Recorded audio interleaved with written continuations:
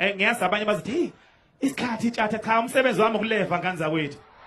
njoba ninginika umbhobho nje ninginika umsebenzi wami ke iyona into engiholelayo ke leyo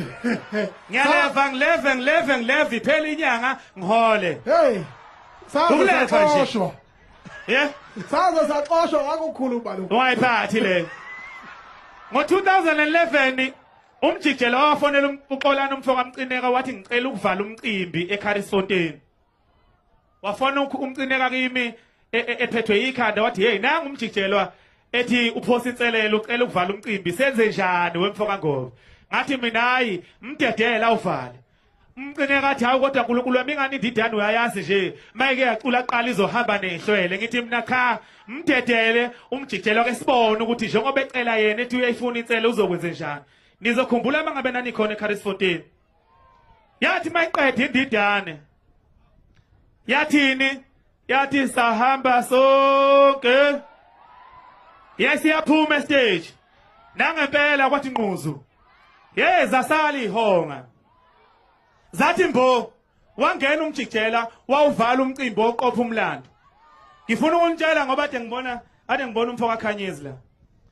uma ngabe sewuvalile umcimbi ngabuyo hlelo nesigiya ngengoma ngazomncoma umjikijela ngathi hayi inkunzi uqophile umlando akekho umculo wayenesibindi sokungena emva kwendidane kodwa wathi yena ngizoma mina emva kwendidane nangempela wama ngathi mangimncoma kanti ngalezo khathi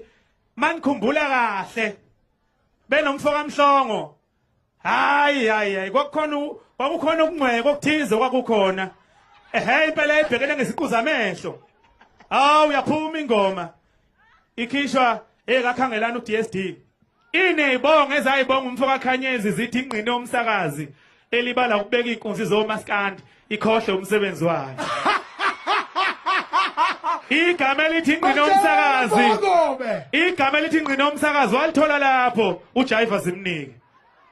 kushiyo mina ngoba ngincoma umjikijelo kade evala umcimbi hayi ningathi mhlambe ngangithukuthele na hayi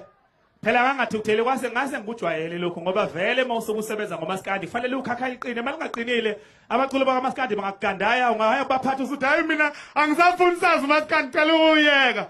kufanele iqine ukhakhaye ngoba hayi ayigcini ngokungcokisana nabaculi kuphela nawe umsakazi ziyakujijimeza nje bayazo ngizwe naba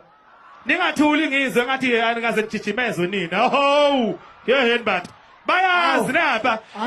nabo namhlanje ziningi ibonge khona abayithola nje khona lapha egomeni yebo yini ngoba mawusakaza uMaskandi ukhakhaye nje kufanele uthi liqine kakhulu bakwethu ake ngikhawula ukukhuluma kwamanje ngoba vele nami thiwe cha ngime nazi insizwa lethi lapha sibe sobathathu siqhubeke nohlelo sihlonipha insizwa iqhala hakashafuza umjikijela umfoka Ngubane siyabonga simshalele khona ehlombe umfoka Ngobe simlande ngoba wazi iBhayibheli khuleka mkhulu wakhuluma anganqamula ulimi mfethu ngiyaxolisa nganza wethu yebo njengoba uhlelo liqhubeka ningixolele ngizothi ukuyibheka imibhalo yeBhayibheli embalwa ayikho into engiphatha kabuhlungu njengokuthi sithi sidabukile sikhala sibhlungu zinje bese imino esikhomba uNkulunkulu sithi uNkulunkulu